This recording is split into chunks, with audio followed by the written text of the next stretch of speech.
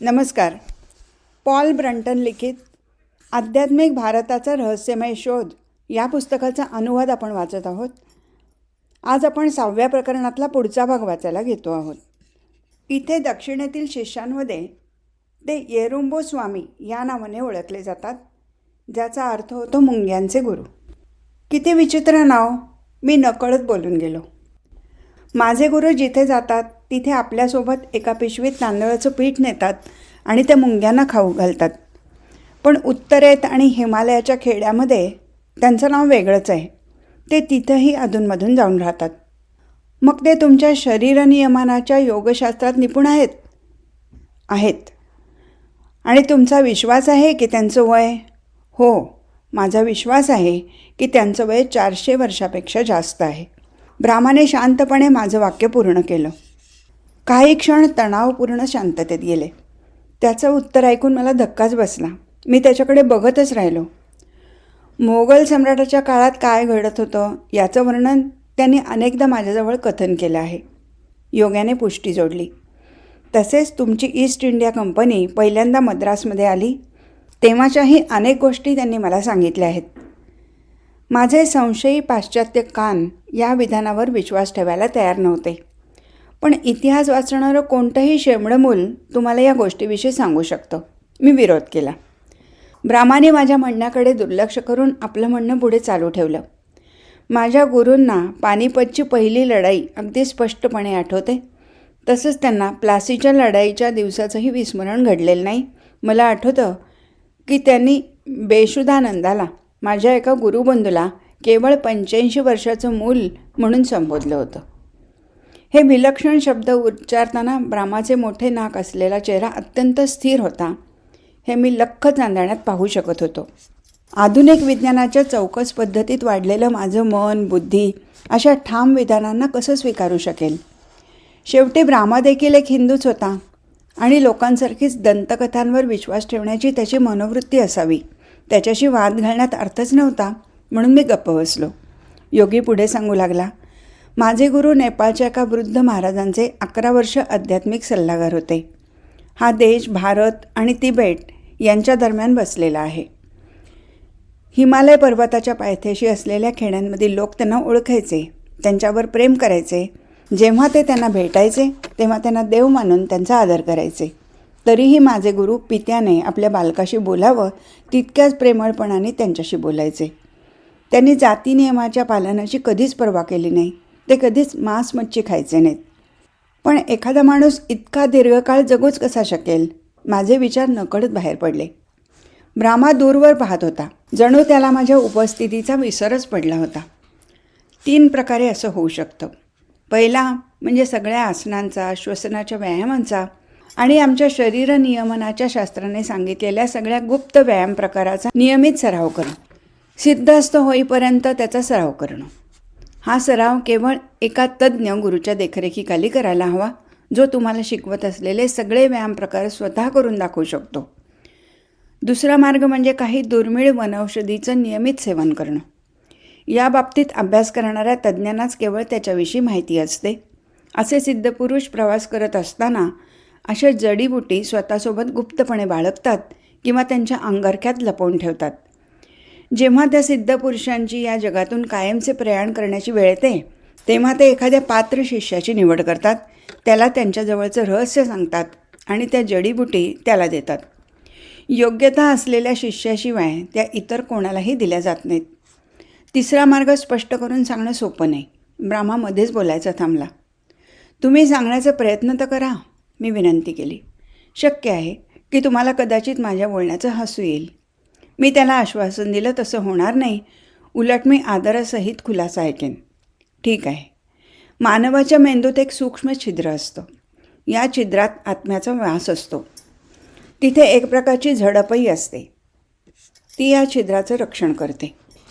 पाठीच्या कण्याच्या तळापासून अदृश्य जीवनप्रवाह जीवाच्या शरीरात खेळत असतो, ज्याविषयी मी तुम्हाला वेळोवेळी सांगितलंच आहे.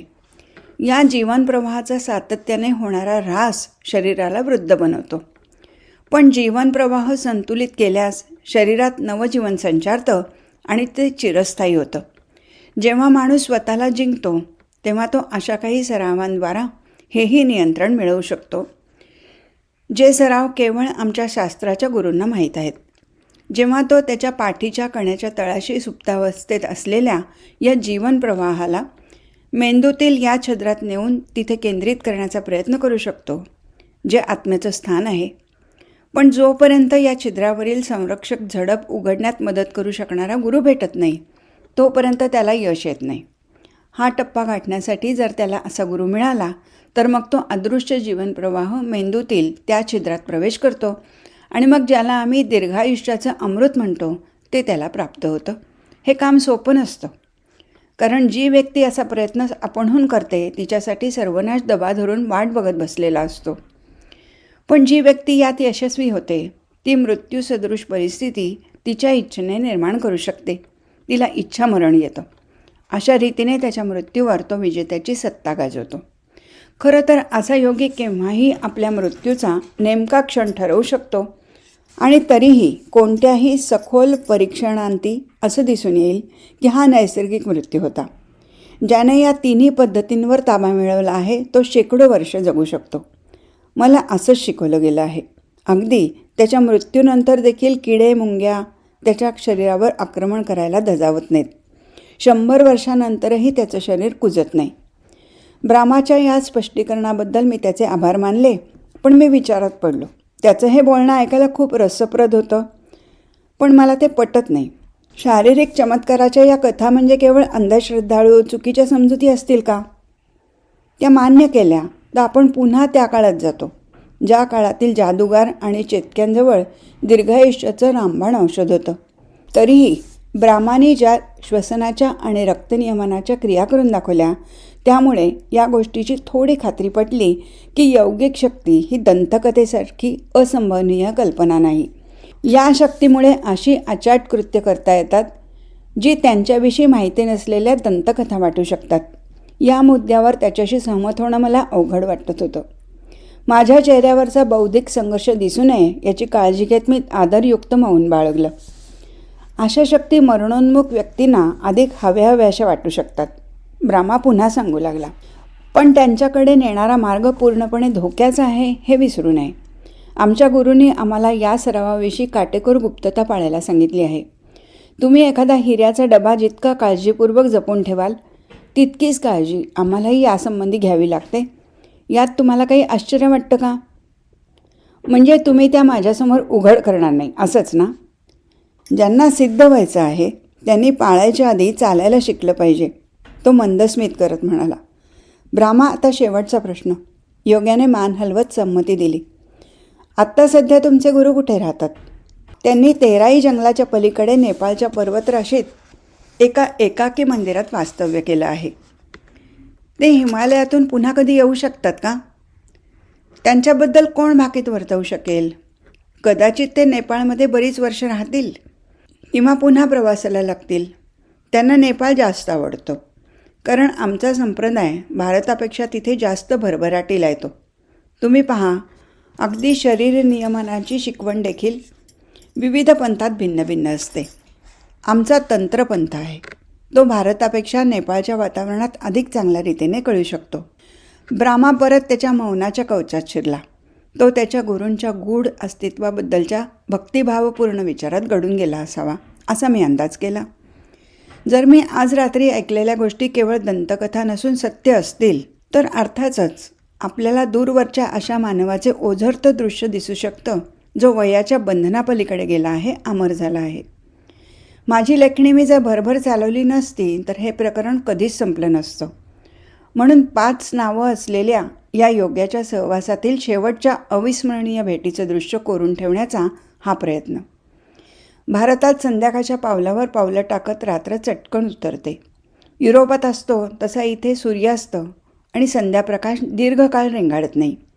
म्हणून बागेतील त्याच्या झोपडीवर तिन्ही संध्या वेगाने उतरून येताच ब्राह्माने कंदील पेटवला आणि छतावरून लटकत असलेल्या दोरीला बांधला.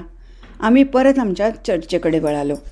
ती वृद्ध विधवा मला आणि विद्यार्थी शिक्षक असलेल्या माझ्या सोबत्याला योग्याच्या सहवासात सोडून धोरणीपणाने तिथून निघून गेली. खोलीत दरवळणारा धुपाचा सुगंध वातावरण अधिकच गूढ बनवत होता. या संध्याकाळी माझ्या मनावर वियोगाच्या विचाराचं सावट पसरलं होतं. मी त्यांना दूर करण्याचा प्रयत्न केला खरा, पण मला काही त्यात यश आलं नाही. दुभाषी या चीड आणणाऱ्या माध्यमातून मी या माणसाला माझ्या मनात काय चाललं आहे हे स्पष्टपणे सांगू शकत नव्हतो. त्याने माझ्यासमोर मांडलेली नवीन तथ्य आणि विलक्षण सिद्धांत कितपत खरे होते याबद्दल मी फारसं काही सांगू शकत नव्हतो. पण त्यांच्या एकांतवासाचा भंग करून मला त्यात घेण्याची तयारी दाखवली याचं कौतुक नक्कीच वाटत होतं. आमच्या दोघांची हृदयं सहानुभूतीपूर्वक एकमेकांच्या निकट आल्याचं मी खूपदा अनुभवलं होतं. त्याच्या सवयीचा एकांतवास भंग करण्याचा अर्थ त्याच्या दृष्टीने काय होता हे आता मला समजायला लागलं होतं. वियोगाच्या छायेतील या रात्रीत त्याने त्याचं खोल रहस्य उघड करावं म्हणून त्याला प्रवृत्त करण्याचा शेवटचा प्रयत्न मला करायला हवा होता. तुम्ही काही वर्ष शहरी जीवनाचा त्याग करून जंगलातील किंवा डोंगरावरील विजनवासात राहायला तयार आहात का? त्यांनी माझ्याकडे शोधक नजरेने पाहत विचारलं. ब्राह्मा, मला आधी यावर विचार करावा लागेल. तुमचे सगळे कार्यक्रम, सगळी कामं सोडून द्यायला, तुमच्या सगळ्या आनंदावर पाणी सोडायला आणि तुमचा संपूर्ण वेळ आमच्या पद्धतीचा अभ्यास करायला तयार आहात? तेही फक्त काही महिन्यांसाठी नाही तर कित्येक वर्षांसाठी? मला ते जमेल असं वाटत नाही. सध्या माझी तशी तयारी नाही. कदाचित एखाद्या दिवशी तसं होईलही. मग मी तुम्हाला यापेक्षा जास्त काही सांगू शकत नाही. शरीर नियमाचा हा योगाभ्यास इतका गंभीर स्वरूपाचा आहे की तो रिकाम्या वेळात खेळायचा खेळ बनू शकत नाही. त्याच्या या ठाम विधानाने योग्य होण्याची माझी संधी क्षणार्धात विरून जाताना मला दिसत होती.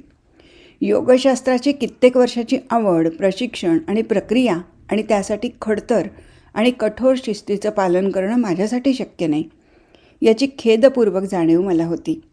पण योगात शारीरिक शक्तीखेरीजही असं काहीतरी निश्चित होतं ज्याची जाणीव माझ्या हृदयाला होत होती. मी त्या तपस्व्याला विश्वासात घेऊन विचारलं, ब्राह्मा, या शक्ती निश्चितच विस्मयकारी आहेत. एके दिवशी त्याविषयी तुमच्या हाताखाली सखोल प्रशिक्षण घ्यायला मला नक्कीच आवडेल. तरीही त्यांच्यामुळे मिळणारं सुख चिरंतन थोडंच असणार आहे.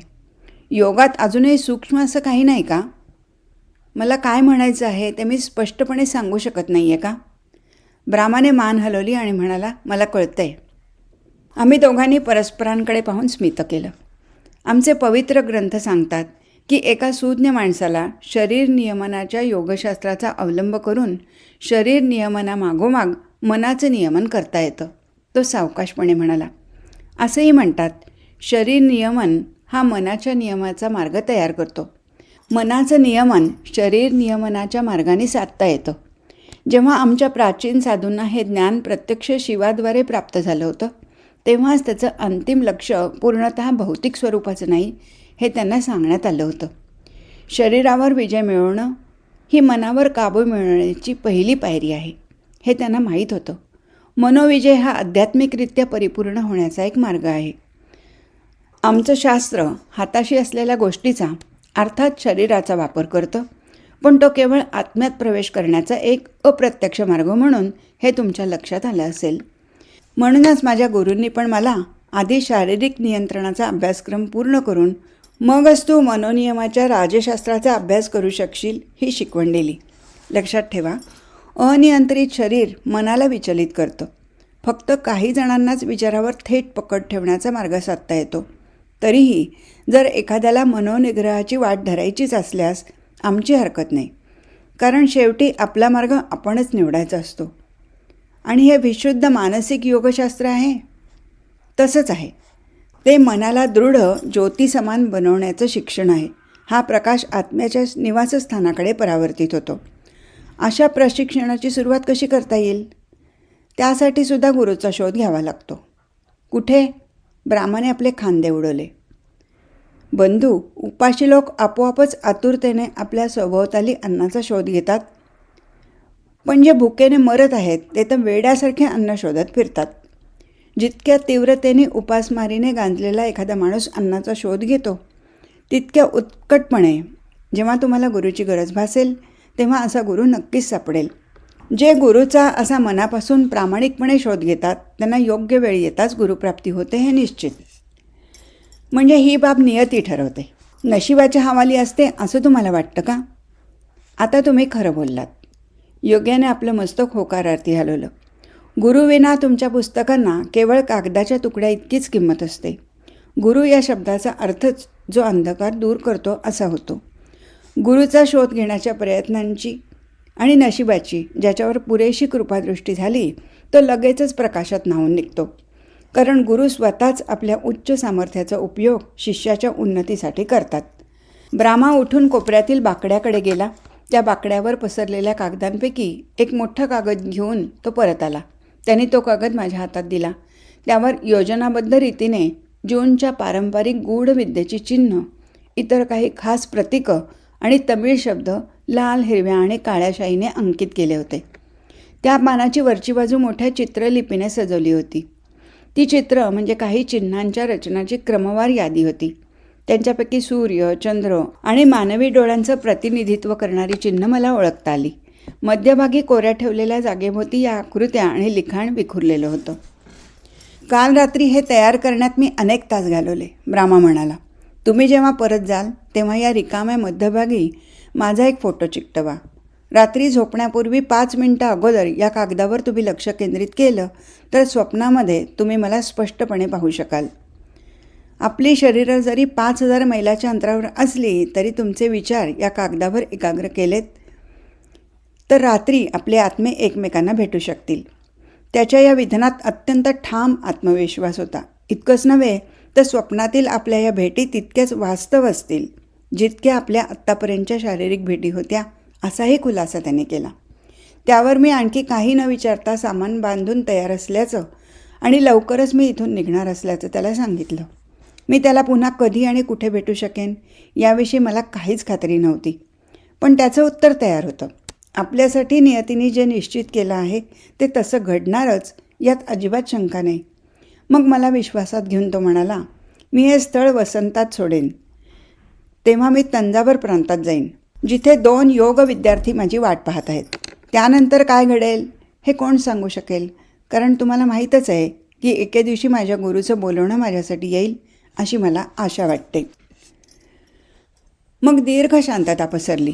शेवटी ब्राह्माने कुजबुजत्या आवाजात मला उद्देशून काही सांगत त्या शांततेचा भंग केला. काहीतरी नवीन ऐकायला मिळेल म्हणून मी माझ्या दुभाषाकडे उत्सुकतेने पाहू लागले. काल रात्री मला माझे गुरु दिसले. ते माझ्याशी तुमच्याविषयी बोलले. ते म्हणाले, तुझा मित्र हा साहेब ज्ञान मिळवण्यासाठी आसुसलेला आहे. त्याच्या मागच्या जन्मी तो आमच्यात होता. त्याने योगशास्त्राचा अभ्यास केला होता, पण तो आपल्या पंथाचा अभ्यास नव्हता. आज तो परत भारतात आला आहे, पण एक गोरा परदेशी बनून. त्या जन्मी तो जे शिकला होता ते तो आज विसरला आहे. पण हे तात्पुरतं विस्मरण आहे.